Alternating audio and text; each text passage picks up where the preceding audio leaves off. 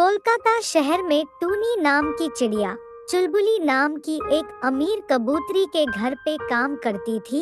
टूनी के पिता को पिछले साल लकवा मार गया, इसीलिए टूनी के पिता हमेशा के लिए बेड पे पड़े रहते थे।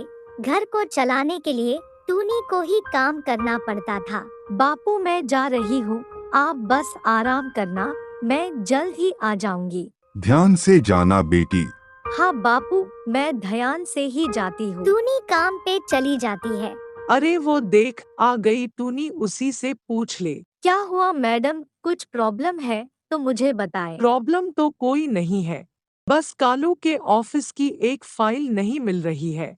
ये सुबह से बेचैन घूम रहा है, पूरे घर में देख लिया, कहीं नहीं मिली। बेटी टूनी, कहीं देखी है क्या इसकी फाइल? कैसी फाइल थी? लाल कलर की फाइल थी। टूनी कुछ याद करने लगती है और कहती है, अच्छा, वो लाल वाली फाइल, रुकिए मैं अभी लाके देती हूँ। ये लीजिए। ये कहाँ से मिली? मैं तो इसे ढूंढ ढूंढ के परेशान हो गया था। चल, जो भी हुआ, तुझे तो तेरी फाइल मिल गई ना। चल अब तू टूनी को शुक्रिया बोल दे। अरे माँ, आप इन नौकरों को सर पर मत चढ़ाओ। यह इसका काम था जो उसने किया। इसके बदले इसे हर महीने तनख्वाह तो मिलती है ना। शुक्रिया की कोई जरूरत नहीं है। कालू यह सब चिढ़ते हुए कहता है।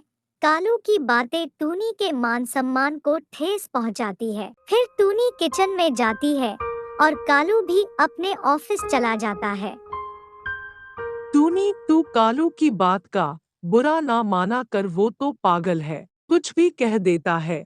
तू उसकी बातों को दिल पे मत लेना। अरे नहीं माँ जी, मैंने उनकी बात का बुरा नहीं माना है। चलिए ये सब छोड़िए और नाश्ता कर लीजिए, फिर आपको दवाई भी तो खानी है। कभी कभी सोचती हूँ टूनी, अगर तू मेरे पास ना होती तो मेरा क्या होता। मैं बीमार तो मर ही जाती। अरे माँ जी, आप ऐसा क्यों कहती हैं?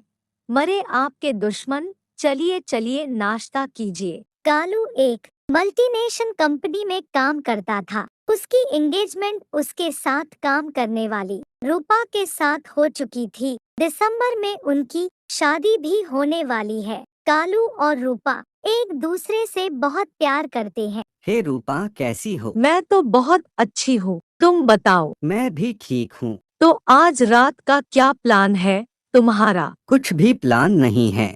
तुम जो बोलो वो ही प्लान बन जाएगा। ठीक है, तो आज रात डिनर पे चलते हैं। दोनों रात को डिनर के लिए निकल जाते हैं और डिनर करके घर आते हैं। उधर चुलबुली कालू के लिए परेशान हो रही थी। उसने कालू को कई बार फोन भी किया, पर उसका नंबर स्विच ऑफ जा रहा था। टूनी, मेरा तो दिल बैठा जा रहा है। कालू का दोपहर से कोई फोन नहीं लग रहा, कहीं उसके साथ कुछ गलत तो ना हो गया हो। माँ तो एक माँ होती है। कालू की खबर ना मिलने पर चुलबुली बहुत घबरा रही थी। टूनी उसे सांत्वना देती है। बस आप घबराइए मत, सब ठीक होगा, बस आप हिम्मत रखिए। चुलबुली ज्यादा तनाव लेके बेहोश हो जाती है। तभी कालू रूपा को लेकर घर आता है। माँ की खराब हालत देख के कालू दंग रह जाता है। ये क्या हुआ माँ को? माँ। साहब, वो मैडम आपकी टेंशन में बेहोश हो गई थी। आपका फोन दोपहर से नहीं लग रहा था ना, इसीलिए माँ जी परेशान हो गई थी और बेहोश हो गई। अरे हाँ, मेरा फोन दोपहर से स्विच ऑफ है क्योंकि इसकी बैटरी खराब हो गई है। तू आ गया मेरा बेटा। हाँ माँ, मैं आ गया। मगर आप बेवजह इतनी परेशान होती क्यों हैं? मैं तो ठीक ही हूँ। तो मैं भी अब ठीक हो गई हो। तुझे एक बार देख लिया, मेरे अंदर जान आ गई। आप सब यही रुकिए, मैं चाय बना कर लाती हूँ। टूनी चाय बनाने चली जाती है। कालू, ये चिड़िया कौन है? ये तो टूनी है, हमारे घर की नौकरानी। खबरदार कालू, अगर तूने टूनी को नौकरानी कहा, मुझसे बुरा कोई नहीं होगा। वो इस घर की बेटी है। माँ जी, बुरा मत मानिए, पर आपको इन नौकरों को इतना बढ़ावा नहीं देना चाहिए। ये लोग सर पे बैठने के लायक नहीं होते हैं।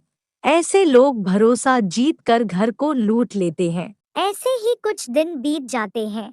एक दिन चुलबुली को फोन आता है। हेलो, कौन बोल रहा है? माँ जी, आप कालू की माँ बात कर रही हैं? हाँ, बोलिए। माँ जी, आपके बेटे का एक्सीडेंट हो गया है और वह सिटी हॉस्पिटल में भर्ती है। आप जल्दी आ जाएं। फोन पे आवाज सुनकर चुलबुली घबरा जाती है। फिर टूनी चुलबुली को लेके सिटी हॉस्पिटल के लिए निकल जाती है। हॉस्पिटल पहुंचने के बाद वो देखते हैं कालू के सर पे पट्टी लगी है और वो बेहोश है। फिर डॉक्टर उसके पास आते हैं और सारी बात बताते हैं। देखिए माँ जी, मैं आपको झूठी तसल्ली नहीं दूंगा। कालू का एक्सीडेंट बहुत बड़ा था। शुक्र है कि ब्रेन हैमरेज नहीं हुआ, बस कालू की मानसिक संतुलन खराब हो गई है। अब आपको कालू का ज्यादा ख्याल रखना होगा। अगर सब कुछ ठीक रहा तो वो जल्द ही ठीक हो जाएगा। कुछ दिनों बाद कालू घर आ जाता है। वही जब यह बात रूपा को पता चलती है तो वो कालू के घर आती है। माँ जी, मैं आपके बेटे से शादी नहीं कर सकती हूँ। वो तो अब पागल हो गया है। पता नहीं अब ठीक भी होगा या नहीं, इसीलिए मैं अपनी जिंदगी खराब नहीं कर सकती। इतना कहकर रूपा वहां से चली जाती है। चुलबुली के ऊपर दुखों का पहाड़ टूट पड़ता है। एक तरफ बेटा बीमार, दूसरी तरफ बेटे का रिश्ता टूट गया। यही सोचकर चुलबुली रोने लगती है। पता नहीं मुसीबत का पहाड़ हम पे ही क्यों टूट पड़ा है। मैंने तो कभी किसी का न बुरा चाहा और न ही किसी का बुरा किया, फिर भी मेरे बेटे के साथ ऐसा क्यों हो रहा है? टूनी दिल की अच्छी चिड़िया थी। वो चुलबुली का ख्याल रखती थी, साथ में कालू का भी ख्याल रखती थी। उसको टाइम से खाना खिलाना, दवा खिलाना, सब कुछ टूनी ही करती थी। ऐसे धीरे धीरे काफी महीने गुजर जाते हैं। कालू की हालत में बहुत सुधार आ जाता है। कालू बेटा, तुझे ठीक होता हुआ देख मैं बता नहीं सकती कि मैं कितनी खुश हूँ। माँ, ये सब आपकी मेहनत का फल है। नहीं बेटा, उससे भी ज्यादा किसी की मेहनत का फल है। टूनी की मेहनत का फल, जिसने तेरी दिन रात सेवा की और तेरा ख्याल रखा। आज अगर टूनी ना होती तो मैं कब की हार जाती। वो टूनी ही थी जिसने मुझे हौसला दिया। सच में माँ? हाँ मेरे लाल, सच में। चुलबुली कालू को रूपा के बारे में सब बताती है। वही यह खबर रूपा को जब पता लगती है कि कालू ठीक हो गया है तो वो कालू के पास आती है। कालू, तुम ठीक हो गए, थैंक्स गॉड। मैं तुम्हें बता नहीं सकती कि मैं कितनी खुश हूँ।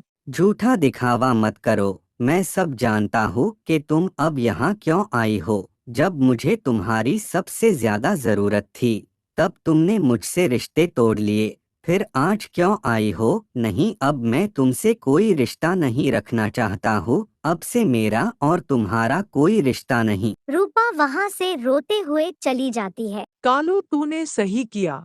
ऐसे पक्षी से हमें कोई रिश्ता नहीं रखना। हाँ माँ, मैं जानता हूँ मेरे लिए कौन सी चिड़िया अच्छी है। तभी टूनी वहाँ आती है। कालू उससे पूछता है, टूनी, क्या तुम मुझसे शादी करोगी? मैं तुम्हें अपनी पत्नी बनाना चाहता हूँ। अरे साहब, आप ये क्या कह रहे हैं? कहाँ मैं और कहाँ आप? नहीं नहीं, ये नहीं हो सकता। टूनी, मना मत करो। मैं तुम्हें अपने घर की बहू बनते हुए देखना चाहती हूँ। बल्कि मैं तुम्हारे बाबा से बात भी कर लूंगी। चुलबुली टूनी के बाबा को शादी के लिए मना लेती है। इसके बाद बड़ी धूमधाम से टूनी और कालू की शादी हो जाती है और इस तरह एक काम वाली चिड़िया बहू रानी बन जाती है।